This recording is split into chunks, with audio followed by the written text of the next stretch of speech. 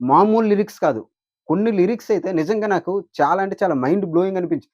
ఎందుకంటే లేట్ అయింది. నేను పెట్టడం ఓకే. సాంగ్ రిలీజ్ అయిన వెంటనే నేను ఒక గంటో, 2 గంటల తర్వాత ఈ వీడియో నేను పెట్టేయవచ్చు. కానీ ఒక సాంగ్ రాయడానికి ఎంత టైం పడతది? అలాంటి సాంగ్ మనకు అర్థం కావడానికి ఇంకెంత టైం పడతది? అంటే నా వరకైతే నాకు కొంచెం టైం పట్టింది. ఆ సాంగ్ అనలైజ్ చేసిన తర్వాత నాకు ఫస్ట్‌లోటే నచ్చింది. కానీ ఈ సాంగ్ చాలా అంటే చాలా మీనింగ్ ఉంది. అంటే ముందు రిలీజ్ అయిన ఆ గ్లింప్స్‌తోని ఇవన్నిటితో కంపేర్ చేసుకొని నేను చూసాను. మామూలు సాంగ్ కాదిది. 'పెద్ది' మూవీనండి 'రై రై రారా' సాంగ్ నిన్న రిలీజ్ అయింది. సాంగ్ ఎలాగుందంటే ఇప్పటికే అందరికి ఆ వ్యూస్ ద్వారా ఆల్రెడీ తెలిసే ఉంటది. మామూలు హిట్ అవ్వలే. కానీ ఇలాంటి ఒక సాంగ్‌ని కూడా కొంతమంది క్రిటిసైజ్ చేశారు. అంటే సాంగు స్లో పాయిజన్ అనుకోని నెక్స్ట్ ఏఆర్ రెహమాన్ గారు పాడడం నచ్చలేదని. ఇవన్నిటి గురించి మనం తర్వాత మాట్లాడదాం. కానీ ఫస్ట్ ఆఫ్ ఆల్ ఈ సాంగ్ గురించి నేను ఖచ్చితంగా చెప్పాలి. ఎందుకంటే ఈ మధ్య కాలంలో వచ్చిన అంటే హీరో ఇంట్రడక్షన్ సాంగ్ అనేది మనకు ఖచ్చితంగా అర్థమవుతుంది. ఎందుకంటే ఇప్పటి వరకు మనకు రిలీజ్ అయిన లాస్ట్ ఫ్యూ అంటే ఏవైతే 'చిక్రీ చిక్రీ' సాంగ్ గాని, అంతకుముందు టీజర్ గాని అవన్నీ రిలీజ్ అయ్యాయి కదా! గ్లింప్స్ ఇవన్నీ.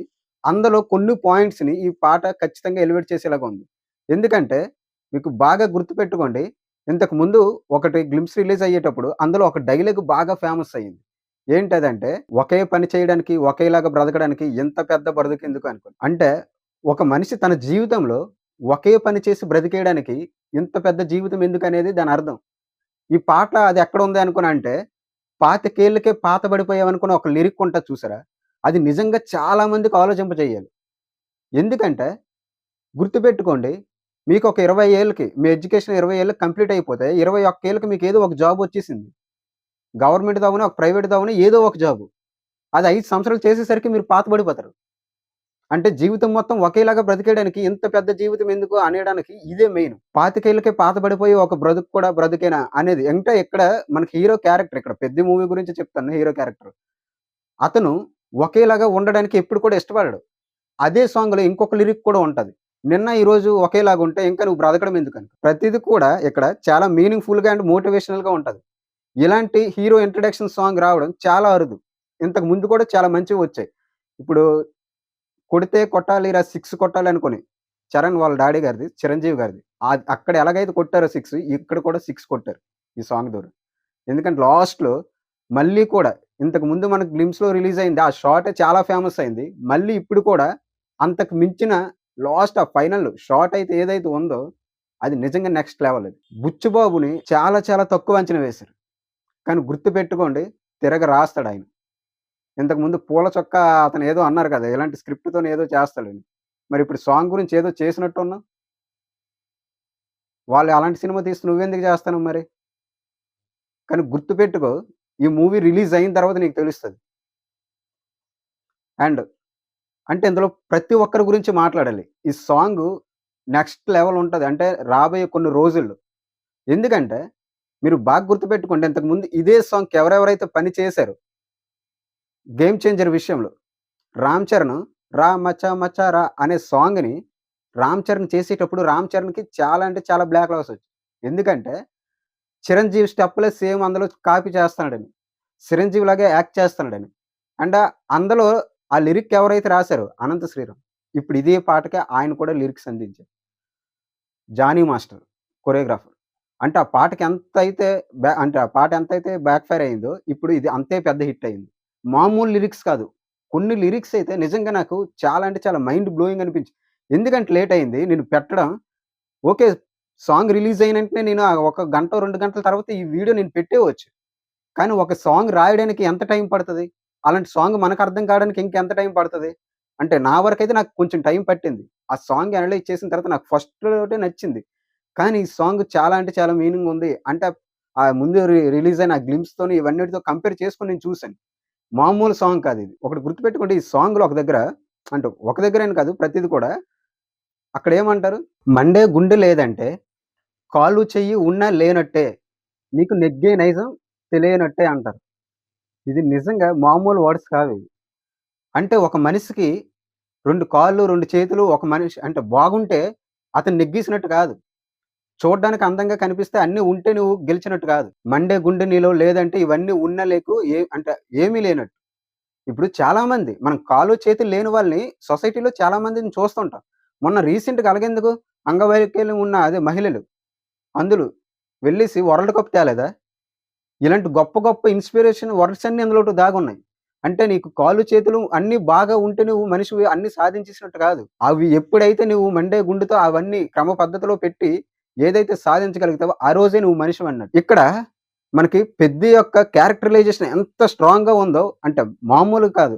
ఇప్పుడు అదే సాంగ్‌లో మనకి చాలా సార్లు ఇప్పుడు 'చిక్రీ' సాంగ్‌లో కూడా మీరు గమనించారో లేదో, ఈ సాంగ్‌లో కూడా మీరు గమనించారో లేదో పిల్లల్ని పెట్టుకొని చేస్తుంటాడు. పెద్ది యొక్క లైఫు అంటే పిల్లలకి కూడా ఇన్‌స్పిరేషన్‌గా ఉంటుందనుకుని ఇక్కడ మనకి సింబాలిక్‌గా తెలియజేస్తున్నారని నాకు అర్థమవుతుంది.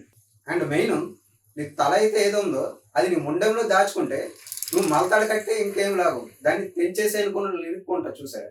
అది చాలా అంటే చాలా.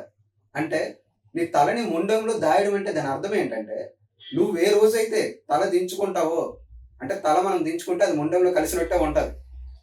అలా ఏ రోజైతే తల దించుకుంటావో ఆ రోజే నువ్వు మనిషిగా చచ్చిపోయినట్టు, నువ్వు మగాడివే కానట్టు. తలెత్తుకొని జీవించాలి అంటే నువ్వేదో ఒకటి పీకాలి జీవితంలో. సాధించాలి. సో, ఇలాంటి లిరిక్స్ మామూలు అంటే అనంత్ శ్రీరామ్ గారు చాలా చాలా బా రాస్తారు అది మనకు తెలుసు.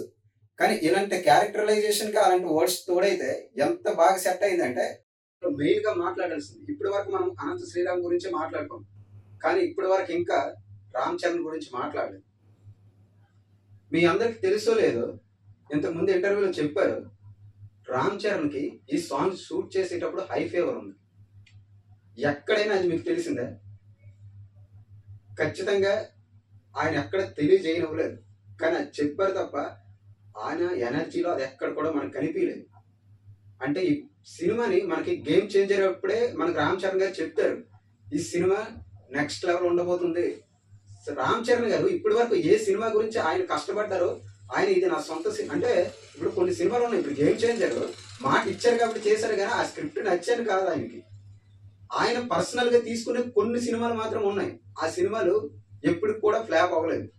ఫ్లాప్ అయినా సరే ఇప్పటికి ఫర్ ఎగ్జాంపుల్ ఫ్లాప్ అవ్వలేదని మాట అనకూడదు. ఎందుకంటే ఆయన పర్సనల్ గా తీసుకున్న మొట్టమొదటి మూవీ ఏంటంటే ఆరెంజ్. అది ఫ్లాప్ అయ్యింది. నేను ఒప్పుకుంటాను. కానీ ఇప్పటికీ దాన్ని ప్రజలు కొంతమంది ప్రేక్షకులు సినీ ప్రేక్షకులు ఒప్పుకోరు. నిజం చెప్పండి గుండెల మీద చేసుకొని ఆరెంజ్ ఫ్లాప్ అనుకొని మొన్నే రిలీజ్ అయినది అదే రీ రిలీజ్ అయింది అప్పుడే అందరికి తెలిసింది. ఆ టైంలో అది ఎవరికి అంత బాగా ఎక్కలేదు అంతే.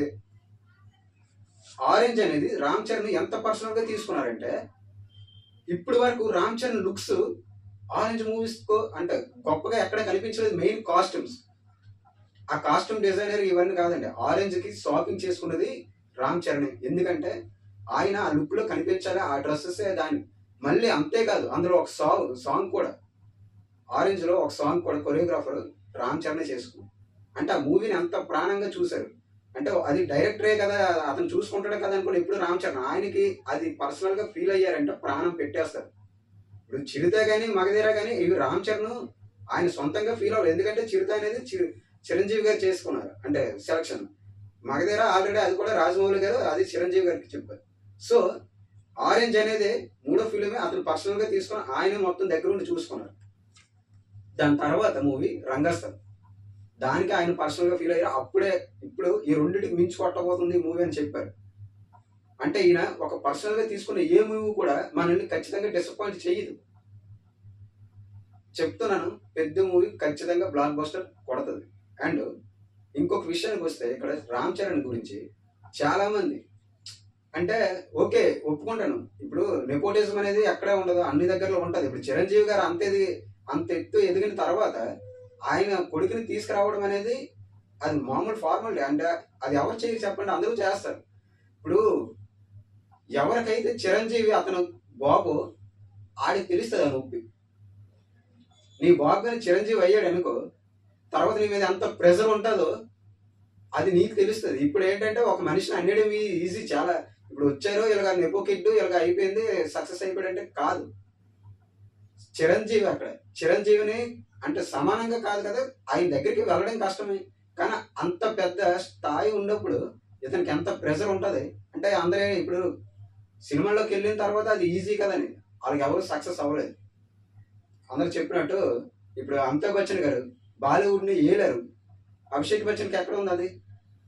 లేదు కదా. సచిన్ టెండూల్కర్ ఎక్కడ? అర్జున్ టెండూల్కర్ ఎక్కడ?